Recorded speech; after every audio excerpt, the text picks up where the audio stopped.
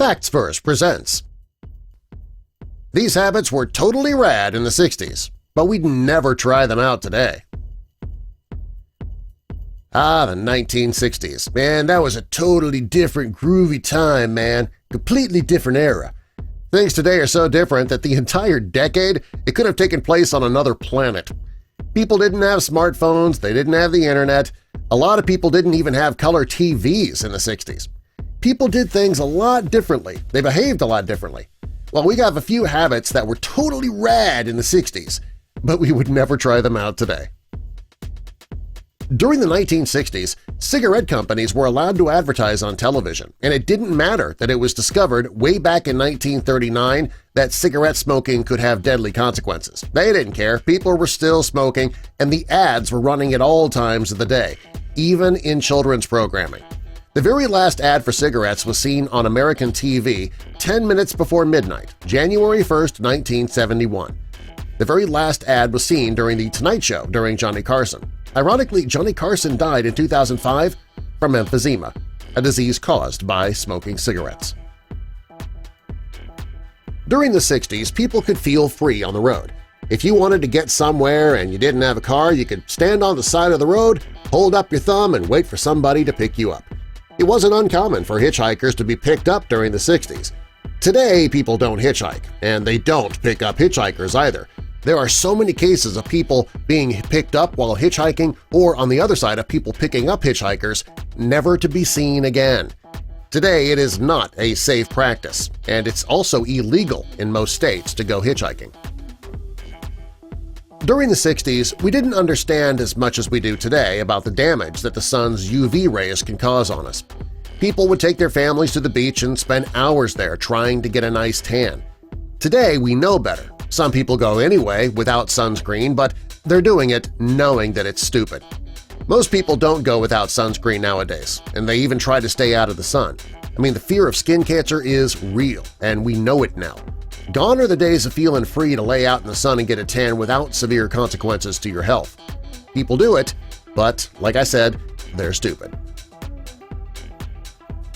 If you were a kid in the 60s, there's a good chance your mother pulled out the Mercurochrome to clean out your cuts and scrapes. If you were a parent in the 60s, you probably used that on your children. Yep, it was an effective antiseptic, but it contained mercury. Today we know that mercury is a bad thing. It can result in brain and kidney damage. It's poison. It can also cause harm to a fetus if it's used by a pregnant woman. So no more Mercurochrome. It's no longer available in the United States. We've banned it. And today we use alcohol or peroxide instead. In the 1960s, if you were booking a plane flight, you'd be asked if you wanted to sit in the smoking or non-smoking section. That's because it was, back then, perfectly acceptable to smoke on a plane. Today, lighting up during a flight is unheard of. It's a federal offense. By the mid-90s, most countries had banned smoking on planes anyway. Cuba waited until 2014 to ban smoking. China waited until all the way up to 2017 to place a ban on it. It's kind of strange to think that in the 60s, people on your flight would be smoking. During the 60s, ice cream for breakfast day was a real thing. It was started by a woman in New York named Florence Rappaport.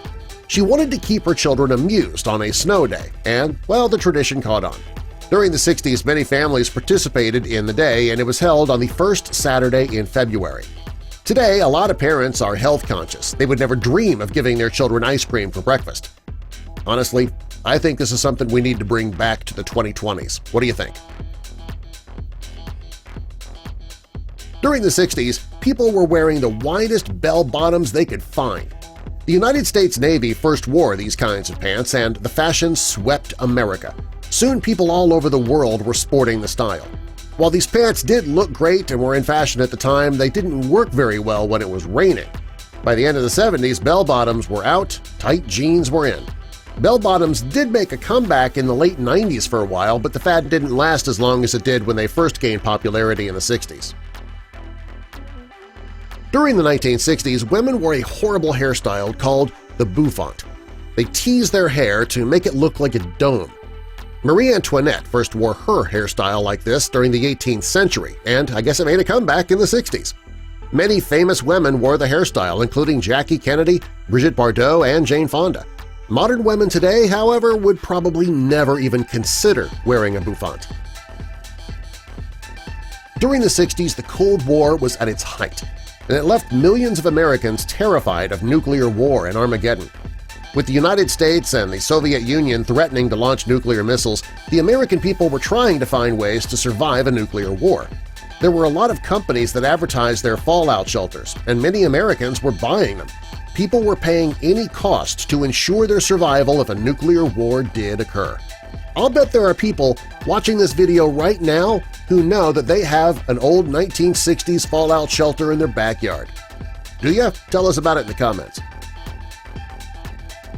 Nancy Sinatra's song "These Boots Were Made for Walkin'" made Gogo boots famous. Women in the 60s loved these boots. They were white, mid-calf in length, and had a low heel. Women saw them as a sign of feminism. By the end of the 60s, the Go-Go boots were gone. They were great while they lasted, though. You might right now have a lava lamp buried in your attic because they were incredibly popular in the 60s. It was a British man named Edward Craven Walker who came up with the concept for the lava lamp. Hy Specter and Adolf Wertheimer were the men responsible for introducing it to the American public.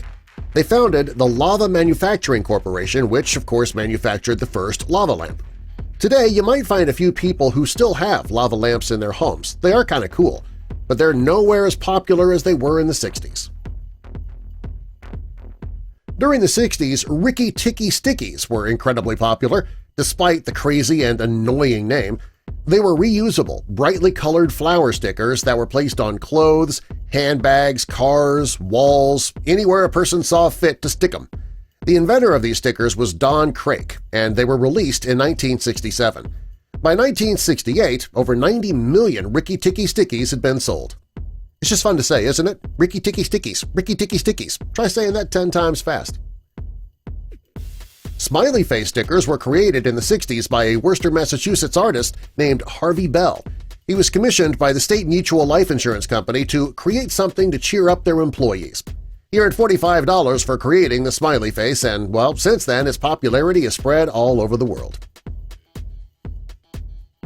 One of the most popular toys during the 60s was the Super Ball. The ball was created by a chemical engineer named Norman Stingley. He worked for the Bettis Rubber Company in Humble, Texas. He created the Super Ball by manufacturing a rubber ball at extremely high pressure. These balls bounced so high that an average adult could bounce the ball as high as a 3-story house. In the mid-60s, you could find Super Balls in toy stores. Today, you can buy one for 25 cents in a gumball machine at your local supermarket. During the 1960s, there were plenty of popular and crazy dances. It started with Chubby Checker's The Twist. That was followed up by Let's Twist Again. And soon, crazy dances like the mashed potato, the funky chicken, the pony, and the monkey were all popular. Many people loved these bizarrely named dances, and they knew them all. Some more conservative people believed that they were completely uncouth. During the 60s, sea monkeys were incredibly popular. They were actually Artemia salina, which is a type of brine shrimp. They came in the form of eggs, and when you added water, those eggs would hatch. And kids all over the U.S. had sea monkeys. When NASA's John Glenn went into space on the Space Shuttle Discovery, he took sea monkeys with him. Today you can buy them online, but they are nowhere near as popular as they were in the 60s. During the 60s, for some strange reason, streaking was popular.